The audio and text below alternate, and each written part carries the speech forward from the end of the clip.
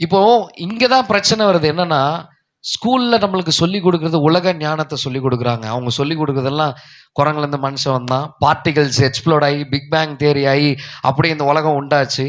இப்போ சர்ச்சுக்கு வந்தோன்னே, இயேசு கிறிஸ்து தான்டா உண்மையான தெய்வம்னு சொல்லி சொல்லும்பொழுது ஏத்துக்க மாட்றான். ஏன் ஏத்துக்க மாட்றான்? ஸ்கூல்ல அப்படி சொல்லிக் குடுக்குறாங்க, நீங்க எப்படி சொல்லிக் குடுக்குறீங்க? அவனுக்கு ப்ரூவ் பண்ணணும். இந்த உலக ஞானம், உலகமும் உலகத்தில் உண்டானவைகளும் பிசாசினால் உண்டானவைகள். உலகத்தை கடவுள் படைச்சு கொடுத்தாரு தான். ஆனா அது கரப்ட் ஆயிருச்சு. அந்த கரப்ட் ஆனதை எது கரெக்ட் எது தப்புன்னு சொல்லி டீச் பண்ணணும், சொல்லி கொடுக்கணும். நம்ம பேசாம, என் பிள்ளை கிட்ட நான் பேசாம எப்படிங்க நான் சொல்லி கொடுக்க முடியும்? இல்ல, நான் கடவுள் கிட்ட பேசாம கடவுள் என்ன என்னவா இருக்க விரும்புறாருன்னு சொல்லி எனக்கு எப்படி தெரியும்? தெரியாது.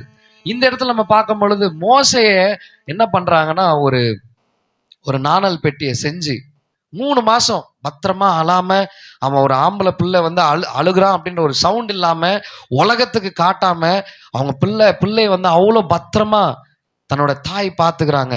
இந்த உலகத்துல நிறைய பாவங்கள் இருக்குதுங்க. ஈஸியா வந்து டைல்யூட் ஆகி போயிடுவாங்க பசங்க. ஒன்றும் இல்லை, என்னைக்காவது நம்மளோட பிள்ளைகள் எதனா ஒரு கஷ்டம் வந்துச்சுன்னா நம்ம கிட்ட ஷேர் பண்றாங்களா, ஃப்ரெண்ட்ஸ் கிட்ட ஷேர் பண்றாங்களா? யோசிச்சிருக்கீங்களா? என்னைக்காவது. ஏன் ஷேர் பண்றான்? ஏன்னா நீங்க கொடுக்காத அந்த கேர், நீங்க கொடுக்காத அந்த அன்பு, நீங்க கொடுக்காத அந்த பராமரிப்பை அவன் ஃப்ரெண்டு கொடுக்குறான். அவன் என்ன கைட் பண்றான்? அப்பெல்லாம் அப்படிதான்டா, அவனெல்லாம் தட்டி விடுறா, இப்படிதான் பேசுவானுங்க. நான் எனக்கு நடந்திருக்கு. ஏன்னா நம்ம வாய் வந்து சும்மா இருக்காது. டேய், எங்க அப்பா நேத்து எங்க அம்மாவை அடிச்சுட்டாங்கடா, அல்லாத அல்லாத அல்லாத, வா வா வா, ஒரு பெக்கு போடு, அவள் தான் முடிஞ்சிச்சு என் கதை. இப்படிதான் நான் பாவத்துக்குள்ளாக நிறைய வந்து போனேன்.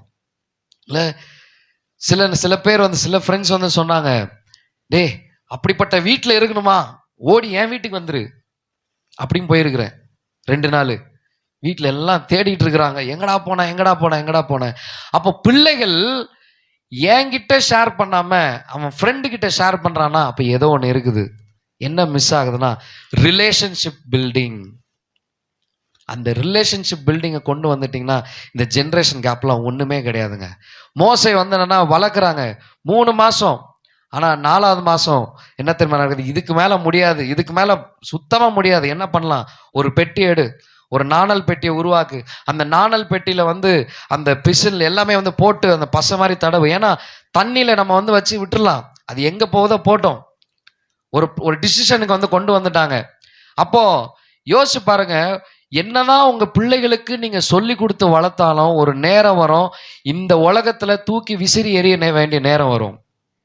அப்பா அவன் என்ன பண்றான்? ஏன்னா கடவுள் உங்களையும் என்னையும் உருவாக்கும் பொழுது செல்ஃப் வில்லோட, ஒரு ஃப்ரீடமோட படைச்சிருக்கிறார். கடவுள் வந்து சொல்றது எல்லாமே, நீ இப்படிதான் பண்ணணும், நீ இப்படிதான் செய்யணும் அப்படின்னு சொன்னா நம்ம ரோபோட் கிடையாது. கடவுள் சொன்னாரு, எப்பா தோட்டத்தில் இருக்கிற எல்லாத்தையும் நீ சாப்பிடு, ஆனா இதை மட்டும் நீ சாப்பிடாத. ஒரு சுய சித்தத்தை வந்து கொடுக்குறாரு, செல்ஃப் வில்ல வந்து கொடுக்குறாரு. கரெக்டா? அப்ப நம்ம பிள்ளைகளுக்கு நம்ம சொல்லி கொடுக்குற ஒவ்வொரு காரியமும், நம்ம கார்ட்டூன் போட்டாலுமே சரி, டிவியில நம்ம சீரியல்ஸ் ஓடுது, சினிமா ஓடுது, எவ்வளோ ஓடுது, நீங்க சொல்லி கொடுங்கப்பா, இது பண்றது கரெக்டா தப்பாப்பா, இது தப்பு, அப்ப இது செய்யலாமா, சொல்லி கொடுங்க.